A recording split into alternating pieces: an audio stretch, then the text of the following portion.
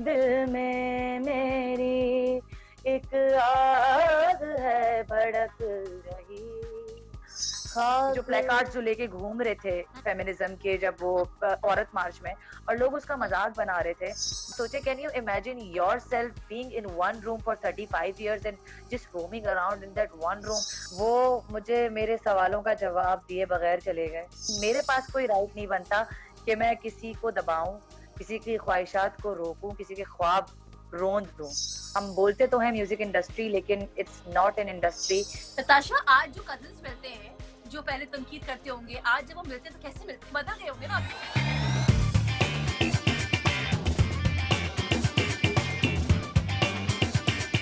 कि नताशा ने जब अपना करियर 2013 में शुरू किया तो नताशा को हीट मिली अपनी इमीडिएट फैमिली से, एक्सटेंडेड फैमिली से। नताशा ने वो हीट कैसे बर्दाश्त की, और आज जहां वो खड़ी हैं, जहां 32 से ज्यादा गाने उन्होंने रिलीज कर दिए हैं, and you know she has been performing throughout the world. तो Natasha, let's talk about your journey please. Well, my journey was really not that smooth, and I knew what I was going for. और initially मैंने बहुत सोचा था कि should I go or not, लेकिन फिर एक होता है ना कि एक इनर वॉइस होती है आपके अंदर, कि वो इस इनर वॉइस ने मुझे बड़ी हिम्मत दी। मुझे इस बात का 100% जो है वो यकीन था, और आज तो प्रूवन है ये बात मेरे लिए कि this was something planned from God. और उस टाइम पे मुझे लगता था कि किसी वजह से मैं म्यूजिक की तरफ आ रही हूँ, क्योंकि ना मेरे बचपन से कोई ऐसा ड्रीम था म्यूजिक में आने का, ना किसी के वहम गुमान में था कि मैं कोई सिंगर बन सकती हूँ। तो all of a sudden music का मेरी लाइफ में एग्जिस्ट करना, और इस तरह मेरी आवाज का लोगों के दिलों को छूना वाज इट वाज लाइक मतलब लाइक अ मिरेकल। ठीक है, मैं कहूंगी, क्योंकि या मेरे लिए तो मिरेकल ही था, क्योंकि मैं खुद एक्सपेक्ट नहीं कर सकती थी। लेकिन या the heat that you are talking about was really really bad, because उस टाइम पे तो जब आप बिल्कुल एक उस टीनेज में जब आप होते हो, तो आप बहुत ही ज्यादा जज्बाती होते हो, इमोशनल होते हो। तो बहुत बैशेस मिल रहे थे खानदान से, और मुझे याद है मैं हर रात रोती रहती थी, बहुत रोती थी, और लोगों की बातें मुझे बहुत जल्दी फील होती थी, बहुत बहुत जल्दी हर्ट करती थी। लेकिन वक्त ने ना मुझे बहुत सख्त बना दिया है अब, और मुझे लगता है कि मेरी बहुत अच्छी ट्रेनिंग हो गई है कि अब जो है मुझे इतना फर्क नहीं पड़ता, और शायद ये एक प्रोसेस होता है। लेकिन अल्हम्दुलिल्लाह things have been good, God has been kind, and now that heat is over now, and मैं बहुत सुकून से, खुशी से, बिना किसी डर के अपने पैशन को फॉलो कर रही हूँ। और जिंदगी में और बंदे को क्या चाहिए।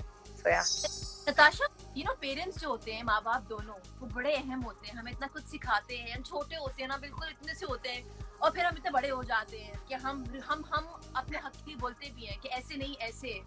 सो your amma has been there, you know, in this journey. जब हम बात करते हैं, आपके यू नो वालिद साहब को जरूरत फिरदौस में जगह दे, लेकिन he was not really happy with this. तो क्या वो मान गए थे? क्या उनको मना लिया था, या वो नहीं? सारा मुझे नहीं पता कि वो मान गए थे या वो क्या सोच रहे थे, क्योंकि वो मुझे मेरे सवालों का जवाब दिए बगैर चले गए। और मैं अब सोचती रहती हूँ, ये साल जब से उनका इंतकाल हुआ है, मैं सिर्फ सोचती रहती हूँ कि पता नहीं उनका माइंड प्रोसेस क्या चल रहा होगा, उन्होंने क्या सोचा होगा।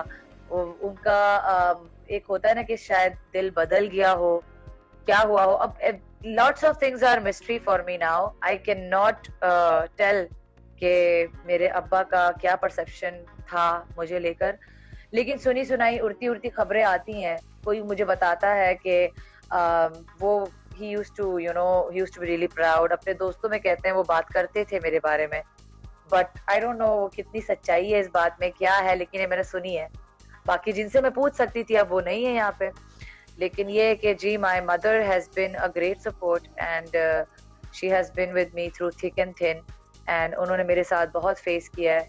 But initially also, like even before me taking this decision music का, उससे पहले भी she was facing a lot, she was going through a lot, and that thing I think made me a feminist। एक feminist के जो birth हुई है ना मेरे अंदर, वो इसी वजह से हुई है कि मैं बहुत चीजें unfair देख रही थी अपने फैमिली के अंदर, जिसकी वजह से बहुत चीजें मेरे लिए नाकाबिले बर्दाश्त थी अपने लिए। तो उसकी वजह से जो है मैंने ये ठान रखी थी कि एक ज़िंदगी है और उसको मैं सिर्फ़ इसलिए नहीं ख़राब कर सकती कि मेरा जेंडर फीमेल है। यस, क्योंकि जेंडर मैंने नहीं चुना, जेंडर अल्लाह ने दिया है मुझे, लेकिन उस जेंडर को मैं अपनी बाउंड्री नहीं बना सकती, उस जेंडर को मैं रुकावट नहीं बना सकती अपने ख्वाबों की। हर हर इंसान का ख्वाब देखने का हक है, हर इंसान को ख्वाब देखने का हक है। So I mean I was also like I should not give up because I knew that I was not going like going after something really bad. I was going after तो something right, which was not harming anyone. I mean yes, वो उल्टा I think एक लोगों के लिए एक medicine की तरह काम करती है म्यूजिक। तो मैं तो कोई बिल्कुल। गलत काम नहीं कर रही थी। So which is why my inner voice actually made me able to fight. मेरे अंदर हिम्मत दी मुझे ये बात लोगों को समझवाने की, एंड आई होप कि समझ आ गई है। और बाकी जहाँ तक वो बात है मुश्किलात की, अल्हम्दुलिल्लाह मैं अब बहुत सुकून से, बहुत खुले दिमाग के साथ म्यूजिक करती हूँ। एक टाइम था मैं बहुत टेंशन से म्यूजिक करती थी और वो मैंने कैसे किया है मुझे नहीं पता, लेकिन अब जो है मैं like I don't have to be afraid of anyone, and I don't have to worry about the bashes and anything. I'm just myself now. Natasha, आज जो कजिन्स मिलते हैं, जो पहले तनकीद करते होंगे, आज जब वो मिलते हैं तो कैसे मिलते हैं? क्या कहते हैं वो, मतलब क्या बदल गए होंगे ना अब तो? Well, अगर मेरे ननियाल साइड की बात करें तो they have always been very supportive माशाल्लाह। उन्होंने हमेशा मुझे प्यार किया है और हमेशा जो है मतलब वो इतने सपोर्टिव है कि मैं ननियाल की बात कर रही हूँ, उसमें my nani, my khalas, my cousins, everyone whenever they meet me and because they know that what I've gone through, तो वो अभी भी जब मुझे देखते हैं तो मुझे लेकिन हंसी आती है, लेकिन वो जब मुझे देखते हैं तो उनको रोना आता है। They actually cry when they see me because उनको फ्लैशबैक आ रहे होते हैं कि what this girl has gone through। लेकिन जहाँ तक बात ददियाल की है, yeah, the main bashes were from Dadial and I do get messages from Dadial, most of the cousins, क्योंकि उनसे मेरी इतनी ज्यादा मुलाकात कभी हुई नहीं है, लेकिन they reach out to me, they message me that if they are proud of me and they are proud to tell everyone that I'm their relative, I'm their cousin, which is like a success for me कि मुझे खुशी होती है कि चलो एक acceptance है और लोग इस चीज को क्या नाम है एज अ मतलब एक प्राउड तरीके से बता रहे हैं कि मतलब एक तरह से मुझे ओन करने के लिए बता रहे हैं कि भाई देखो ये हमारी है। तो यही चाहिए था बंदे को, और क्या चाहिए बंदे को? प्यार चाहिए होता है, बंदे को रिस्पेक्ट चाहिए होती है, और अल्लाह का करम है कि रिस्पेक्ट अल्लाह ने बहुत दी है, बहुत ज्यादा दी है, बल्कि मैं शायद इतना डिजर्व नहीं करती जितना अल्लाह ने दिया है मुझे। इंशाल्लाह अल्लाह ने आगे बहुत सारे मराहिल हैं जो पार करने हैं अभी, और आई थिंक अपने हुंजा के लोगों को बहुत कुछ करना है, औरतों के लिए भी कुछ करना है, बिकॉज़ मुझे लगता है व्हेनेवर आई लुक एट बिल्कुल परफॉर्मेंस, मुझे लगता है कि कुछ ना कुछ और होता रहेगा। She is going to make change in this society, और वो बड़ी बात है। I seriously want to। मुझे जब इस म्यूजिक इंडस्ट्री में आने से पहले मुझे पता था कि मुझे बहुत बैशेस मिलेंगी, बहुत मसले होंगे, लेकिन ये मैंने सोच के रखा था कि चलो ठीक है, शुरू की गालियां मैं सुन लूंगी, लेकिन मेरे बाद जब कोई लड़की आएगी तो वो सुकून से आएगी। तो उनके रास्ते खोलने के लिए किसी को तो कुर्बानी देनी थी, और वो कुर्बानी मैंने दी, और मैं आगे और भी मदद करने के लिए, सपोर्ट करने के लिए, सराहने के लिए हूँ यहाँ पे। And I just want women to to be able to express themselves, और suppression में कुछ नहीं रखा अपने आप को जब हम डिपेंडेंट कर देते हैं, क्योंकि मेरे ख्यालात कोई इतने इम्प्रैक्टिकल नहीं है। मैं भी इंसान हूँ, दूसरा बंदा भी इंसान है, मतलब मेरे लिए men are humans and women are humans, ठीक है? तो मतलब I mean there's nothing different among them, it's just that we need to understand कि हम लोग एक दूसरे के ख्वाहिशात मारने वालों में से नहीं है। हमारे पास कोई राइट नहीं बनता, इवन मेरे पास कोई राइट नहीं बनता कि मैं किसी को दबाऊं, किसी की ख्वाहिशात को रोकूं, किसी के ख्वाब रोन दूं, तो किसी का राइट नहीं बनता। So which is why I just want to tell people कि live and let live। अच्छा, एक चीज, क्योंकि हम सोशल मीडिया के दौर में रहते हैं, अब चीजें बहुत बदल गई हैं, लोगों की जो हीट है वो आपको, अब आप इंस्टाग्राम खोलें, आप सोशल मीडिया खोलें तो आपको नजर आ जाएगी, ओ भाई पीछे पड़ गए। सो अभी रिसेंटली कुछ स्टूडियोज, कुछ स्टेशंस अभी लॉन्च हुए हैं, एंड एक ट्रोलिंग मच चुकी है कि भाई ये क्या हो गया है, ये क्या प्रोड्यूस हो रहा है, लेकिन वहीं पे कुछ लोग हैं जिनको पसंद भी आ रहा है। So how do you take this कि यार सही काम हो रहा है क्या, या लोग जो बोल रहे हैं ठीक रहे हैं वो, कि बस कर दो? I think आई थिंक नहीं, ट्रोल्स तो आप गिनती में ना लाएं, क्योंकि ट्रोल जो हैं, अच्छा मैं जवाब आपको दे रही हूँ और मैं नीचे कमेंट्स पढ़ रही हूँ, जो मेरे दोस्त है ना वो बहुत ही कोई नहीं कमबख्त नहीं लोग हैं, वो आपने तंग कर रहे हैं मुझे। I want to say something. मैं बहुत सारे मैसेज पढ़ रही हूँ, लोग कह रहे हैं आपके जो चाहने वाले हैं वो कह रहे हैं कि नताशा प्लीज गाए हमारे लिए। कुछ लोग इंडिया से आपको नमस्ते लिख रहे हैं और वो कह रहे हैं कि आप हमेशा पाक भारत के बीच में अमन की बात करती हैं and they are proud of you. तो मैं पढ़ रही हूँ क्यों ना करें, मैं कहती हूँ, हाँ एग्जैक्टली, हम अमन की बात क्यों ना करें, हम जंग की बात क्यों करें। जहाँ तक इंडिया पाकिस्तान की बात है, मुझे इंडिया से भी उतना ही प्यार मिल रहा होता है लोगों से। अगर पॉलिटिकल इश्यूज हैं तो पॉलिटिकल इश्यूज की वजह से मैं वो जो जो लोगों का प्यार मिल रहा है मैं वो तो नहीं भूल सकती, और सारी उंगलियां बराबर नहीं होती। अगर पॉलिटिशियंस आपस में लड़ रहे हैं तो आई मीन इसमें हमारी हमारी क्या गलती है कि they are creating problems for us. I will never hate anyone, क्योंकि हम जनरली जो है इस दुनिया में नफरत फैलाने तो आए भी नहीं है। ठीक है, मैं तो इसी कोशिशों में रहती हूँ कि हमारे अंदर नेगेटिविटी आए ही नहीं, चाहे वो जो भी हो, चाहे वो आपका दुश्मन ही क्यों ना हो। नसीर मुझे जवाब देना है नसीर को, ये पाक चीन दोस्ती जिंदाबाद। इंशाल्लाह मैं सीपेक पे गाना बनाने वाली हूँ, जस्ट बाय द वे। तो या जहाँ तक आप इंडिया की बात कर रही हैं, तो मुझे खुद इंडिया से इतने प्यारे मैसेजेस आते हैं कि मैं पढ़ के ना मेरा दिल ऐसा पिघलता है, और मैं कहती हूँ कि उनकी क्या गलती है, जो लोग मुझे मैसेज कर रहे हैं, जो हमारे म्यूजिक को पसंद कर रहे हैं इंडिया में बैठे बैठे, उनकी क्या गलती है कि वो एक पॉलिटिक्स की वजह से जो है वो बेचारे महरूम है, हम महरूम है। ठीक है, हम आपस में, क्योंकि मुझे लगता है कि जो आर्ट, जो मैं आपसे मेरी फोन पे बात हो रही थी जब, तो हम लोग यही कह रहे थे कि आर्टिस्ट जो है, आप भी आर्टिस्ट है, मैं भी आर्टिस्ट हूँ, in general I am saying, not as a musician but in general, artist जो है वो जब अपने मुल्क से बाहर जाता है तो वो lighter side of their country दिखाता है, अ हैप्पियर, अ पॉजिटिव साइड दिखाता है। तो हमारा तो काम है, हम लोग की आइडेंटिटी हमारे मुल्क से, लेकिन वी आर द वंस जिसकी जॉब है प्यार फैलाना, सुकून देना और मेंटल पीस देना। तो मेरे लिए वो बाउंड्री मैटर नहीं करती। अगर मेरा म्यूजिक कोई किसी दुनिया के किसी कोने में सुन रहा है वो बंदा, तो मेरे लिए वो उतना ही काबिल एहतराम है जितना मेरे अपने मुल्क का बंदा है, क्योंकि वो आर्ट की कदर कर रहा है। और हम आर्टिस्ट कदरदान के लिए मरते हैं, जब कदरदान नहीं तो आर्ट नहीं। तो it's a very beautiful relationship. It's a beautiful relationship, and you can't let that go because of some stupid agendas and wars and anything, because eventually कोई दीन ईमान नहीं है किसी भी पॉलिटिकल एजेंडा का। कभी भी वक्त बदल जाता है, कभी भी कुछ हो जाता है। we just know कि हमें सिर्फ प्यार फैलाना है, हमें पॉजिटिविटी फैलानी है। इंसान हम भी है, हम भी कभी कभार कड़वे हो जाते हैं, लेकिन बहुत कोशिश करती हूँ कि मैं ये कड़वापन अपने अंदर से पूरा जीरो कर दूं। लेकिन मुझे मालूम है कि वो इतना जल्दी नहीं होना। अल्लाह ने हमें जो एक उम्र, इतनी लंबी जो उम्र दी हुई है 100 साल तक की, अल्लाह जाने के कब जान जाएगी, लेकिन वो एक प्रोसेस दिया हुआ है कि हम विद प्रोसेस समझेंगे वो चीजें। अगर चुटकी में एक दिन में समझना था तो क्या हमारे लिए मुश्किल होता? I want to talk about one thing, which is about feminism, which is about this movement called feminism. Do you think Pakistan में हम जिस तरीके से इस मूवमेंट को लेके चल रहे हैं, कभी लाउड भी हो जाते हैं, आप do you support somehow, या आपको लगता है कि यार कोई बाउंड्रीज होनी चाहिए शायद हमारी? What is your take on this? Again, मतलब feminism, like I firmly believe in feminism, और क्योंकि हम इंसान हैं, हमारे पास अल्लाह ने हमें दिमाग दिया है, तो हम सबकी एक कैपेसिटी है सोचने की। ठीक है, कि 10 दिमाग तो 10 अलग सोचें मिलती हैं आपको। कहीं 10 लोग बैठे होंगे, आपको एक बात के 10 पर्सपेक्टिव दिखते हैं। तो फेमिनिज्म भी उसी तरह है, इट्स अबाउट परसेप्शन कि कौन किस तरह बात कर रहा है। तो मैं किसी को गलत नहीं बोलूंगी, कोई भी मेरे हिसाब से गलत नहीं है, सारा गेम परसेप्शन का है।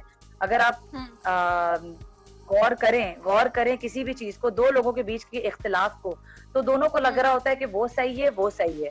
ठीक है, कोई ये नहीं बोलता कि मैं गलत हूँ या वो गलत है।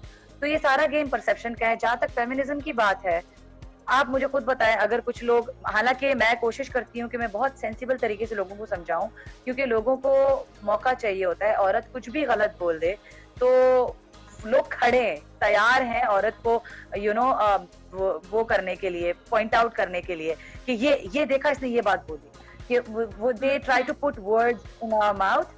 सो द थिंग इज कि अगर मेरे हिसाब से कोई लड़की फेमिनिज्म का मुजाहिरा अगर वो बाउंड्री से थोड़ा बाहर निकल के भी कर रही है, तो मेरे हिसाब से इसमें आपको क्या प्रॉब्लम है? क्योंकि आप खुद देखें कि जब आप बहुत ज्यादा सालों से आपको कोई सप्रेस कर दे, आपको सालों से कोई दबा के रखे, आपकी कोई आवाज ना हो, तो आप फटते हो। आप फटते हो और आप गुस्से में अनरीजनेबल बात, चले वो छोड़ें, अगर आपका किसी से झगड़ा हो जाए, आप लोग गुस्से में इतनी अनरीजनेबल बात कर देते हो, इतनी अनरीजनेबल बात कर देते हो कि वो इतनी स्टूपिड साउंड करती है उस टाइम पे, लेकिन बंदा गुस्से में होता है, उसने फटना होता है, उसने उसने अपनी भड़ास निकालनी होती है। तो मेरे हिसाब से जो लोग ये जो प्लेकार्ड्स जो लेके घूम रहे थे फेमिनिज्म के, जब वो औरत मार्च में, और लोग उसका मजाक बना रहे थे, तो ये बहुत ही कोई पेटी हरकत थी, क्योंकि वो एक गुस्से का मुजाहिरा है। मुझे नहीं समझ आता, कुछ चंद प्लेकार्ड पढ़ के आप लोग इतना, मतलब कैसे आप अचानक से घबरा सकते हैं, और पता नहीं कि जैसे कोई इनसिक्योरिटी सी हो जाती है। भाई किसी का गुस्सा निकल रहा है, निकलने दो। जब गुस्सा ठंडा हो जाता है तो इंसान खुद समझता है कि यार ये मैंने क्या बोल दिया गुस्से में, लेकिन एटलीस्ट उसने अपनी भड़ास निकाली। तो feminism is right. I am so glad that you know ये मूवमेंट उठा है, लोग बात कर रहे हैं, और औरत अपनी राइट्स की बात कर रही है, बिल्कुल। और अगर आपको लग रहा है वो अनरीजनेबल हो रही है, तो इसमें क्या बुराई है? जब एक आदमी अनरीजनेबल हो सकता है, तो औरत अनरीजनेबल क्यों नहीं हो सकती? मेरा मसला यही है, मेरा पॉइंट यही है कि जब आदमी गलत आपको बर्दाश्त है, तो गलत औरत आपको क्यों बर्दाश्त नहीं है? सिंपल। या तो रूल सेम रखो। मैं यहाँ पे कोई नेगेटिविटी को प्रमोट नहीं कर रही, मैं नेगेटिविटी प्रमोट नहीं कर रही ना, मैं कह रही हूँ कि आप बेशरम हो जाए, आप जो हो जाए, लेकिन मेरे कहने का मकसद ये है कि you guys can not digest a wrong woman, but you can digest a wrong man. मतलब रॉन्ग वुमन क्या एग्जिस्ट ही नहीं कर सकती? कर सकती है भाई, इंसान है, गलतियां वो भी करती है, फरिश्ता नहीं है औरत। औरत बिल्कुल फरिश्ता नहीं है, जैसे इंसान, आदमी फरिश्ता नहीं है, औरत भी फरिश्ता नहीं है। गलतियां दोनों से हो सकती है, लेकिन उस गलती का जो जो पलड़ा है ना, वो औरत पे भारी है। वो गलती की गुंजाइश थोड़ी औरतों को भी दिया करें भाई, मतलब वो इंसान ही है। तो ये जो एक पेडिस्टल पे रख देते हैं ना औरत को, कि हम बिल्कुल एक परफेक्ट क्रिएचर हैं, हम गलती नहीं कर सकते, हमसे गुस्ताखी नहीं हो सकती, और अगर गुस्ताखी हो गई तो ऑनर किलिंग पे बात आ जाती है, मार पीट पे बात आ जाती है, वायलेंस पे बात आ जाती है। मुझे सिर्फ इन चीजों पे गुस्सा आता है कि भाई गलत गलत है, लेकिन उसमें आप जेंडर के हिसाब से ना डिसाइड करें। Thank you. मुझे बहुत खुशी होती है कि नताशा के इतने ढेरों सॉन्ग्स हैं जो हम ओरिजिनल सॉन्ग्स हैं यार। मतलब नताशा, आजकल ये वो जमाना है जब इतनी बम्बार्टमेंट हो चुकी है कवर्स की कि हम सब ही चाहते हैं कि बस कवर्स ही आए, और ऐसे में नताशा कवर्स को शायद सपोर्ट की, मुझे I don't know you support it or not, but you are more into originals. तो आपके साथ लाल सीरीज भी एसोसिएटेड है, you have founded Lal series. हमारे दोस्त हमें देख रहे हैं, लड़के लड़कियां, पाकिस्तान, इंडिया से भी। लाल सीरीज क्या कर सकती है किसी भी अपकमिंग आर्टिस्ट के लिए, अगर इस पे हम बात करें? भाई देखिए, लाल सीरीज ने जो है मेरे कोई 35 ओरिजिनल गाने निकाल दिए हैं, तो सोच लें लाल सीरीज आप लोग के लिए क्या कर सकती है। क्योंकि आज अगर मेरे पास अगर लाल सीरीज है, मतलब जो गाने अगर मेरे ओरिजिनल हैं, तो वो इसी वजह से है because I have Lal series. Alhamdulillah, this company has been a great support to me and a great support to every other artist. I think जो लाल सीरीज आते हैं, अगर कभी आप उनसे भी बात सुने तो अल्हम्दुलिल्लाह वो सिर्फ यही बात कहते हैं कि लाल सीरीज ने उन्हें बहुत दिया है, और इसमें ना मेरा कमाल है ना इसमें मेरे मैनेजर का कमाल है। ये तो मैं और मेरा जो मैनेजर है हसन अली अफंदी, हम दोनों ये बात एक्सेप्ट करते हैं कि अल्लाह वसीले बनाने वाला है, तो लाल सीरीज जो है वो सबके लिए वसीला है। वो सिर्फ हमारा स्टूडियो नहीं, वो आपका भी है, वो सबका है।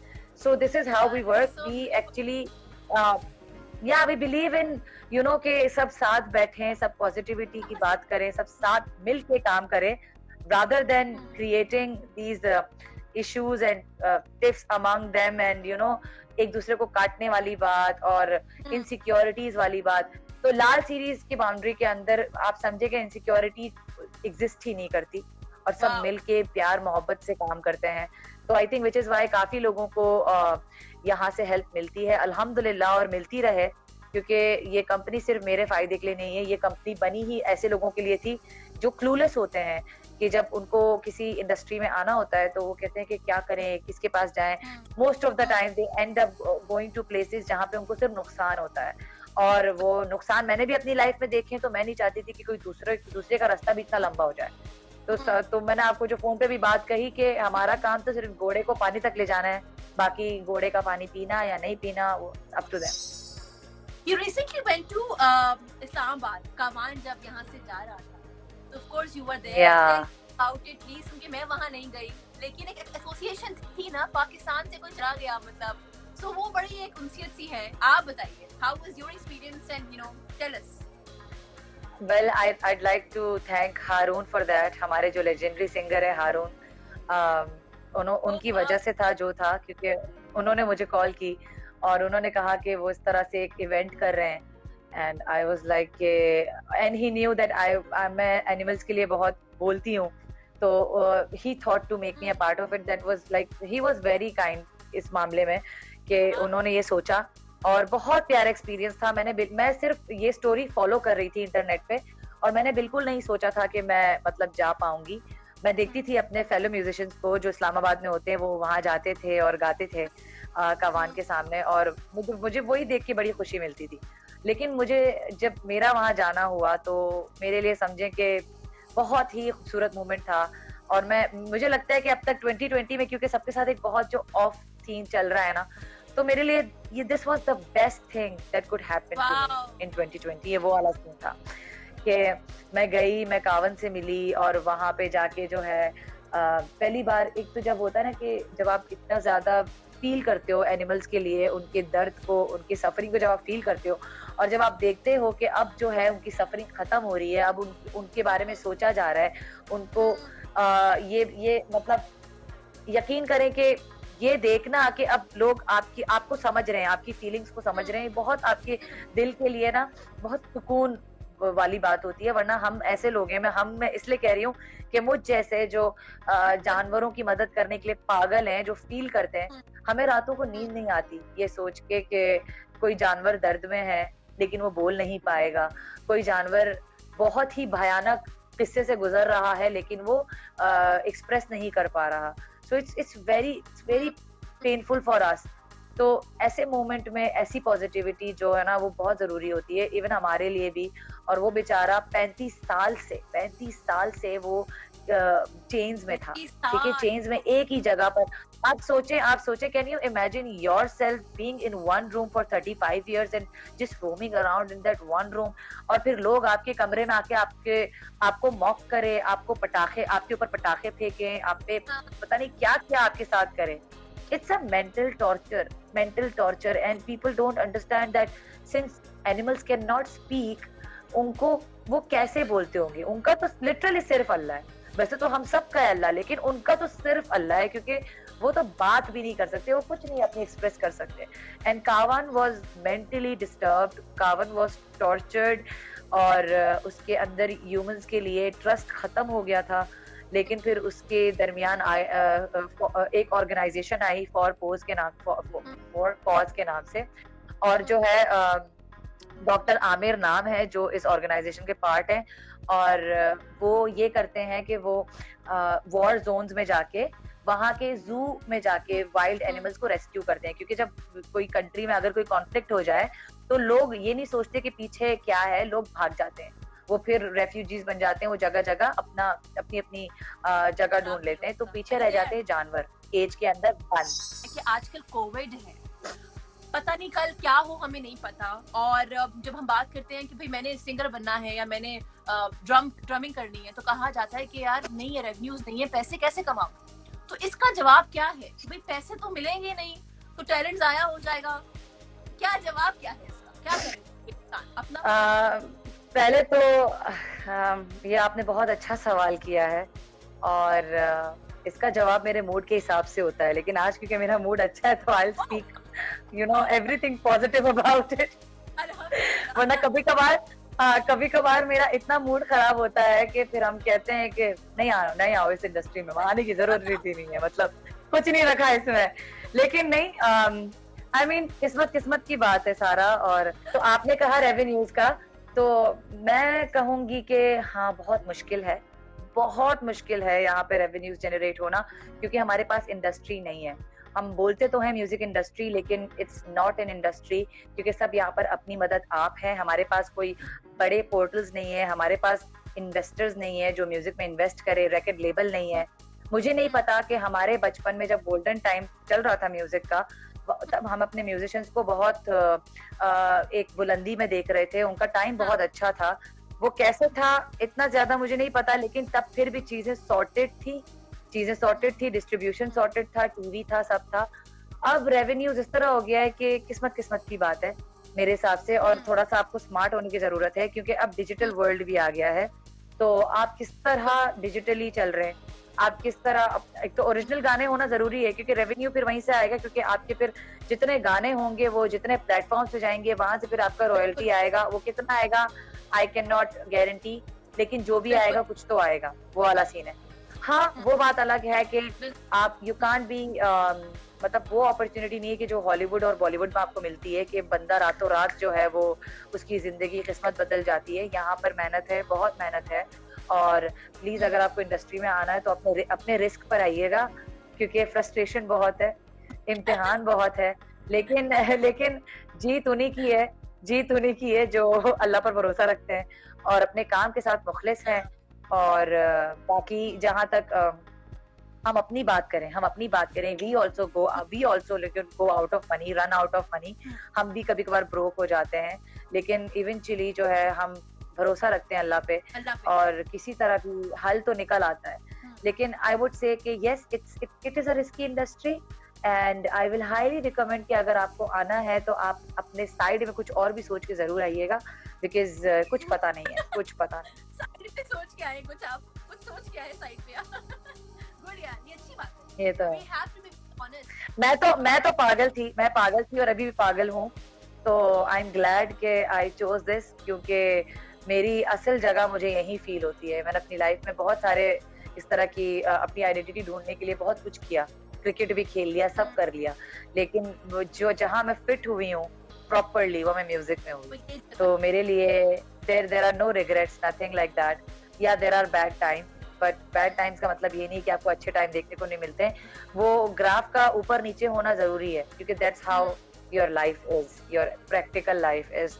सो या बहुत मुझे अच्छा लगा, मेरी बहुत एक ख्वाहिश थी कि नताशा यहाँ स्टूडियो में हमारे साथ हो, लेकिन चूंकि कोविड है हम किसी की जिंदगी को रिस्क नहीं आ सकते, यू नो। इंशाल्लाह ये वक्त गुजरेगा और आप यहाँ होंगे, there will be a life इंशाल्लाह। So I want to mention one thing from music industry called Zulfikar Jabbar Khan. He talks so good about your work. He says कि इतनी इम्प्रूवमेंट है नताशा काम में, इतनी इम्प्रूवमेंट है कि you know he feels so proud. तो मुझे बहुत अच्छा लगा। I'm so glad. It was a big thing. You know. Thank you so much for being here with us. जाते जाते बस कुछ गुनगुना दे ताकि वो मजा जो है ना कंप्लीट हो जाए बस। तो मैं जो हूँ बंजर ही गाऊंगी और आपके लिए सारा I'll dedicate the song to you. And so yeah, here we go. बंजर ज़मीं पर अब सावन क्यों ना आए, तू ही बस तू है, कोई दूजा क्यों ना भाए। दर्द दिल की ये आह किसे सुनाए, दर्द दिल की ये आह किसे सुनाए। बंजर ज़मीं पर अब सावन क्यों ना आए, दिल में मेरी एक आग है भड़क रही, खाक नहीं कांटों भरी सड़क मेरी। बेतहाशा प्यार मिला फिर भी है बस एक तेरी कमी। बंजर ज़मीं पर अब सावन क्यों ना आए, तू ही बस तू है, कोई दूजा क्यों ना भाए। दर्द दिल की ये आह किसे सुनाए, दर्द दिल की ये आह किसे सुनाए। बंजर ज़मीं पर अब सावन क्यों ना आए। I love the मुखिया, मजा आया। Thank you Sara. Same to you. कीजिएगा ताकि हम इसको YouTube पे डाउनलोड कर सकें। जाते Done है। जिंदाबाद। मेरा रेडियो समा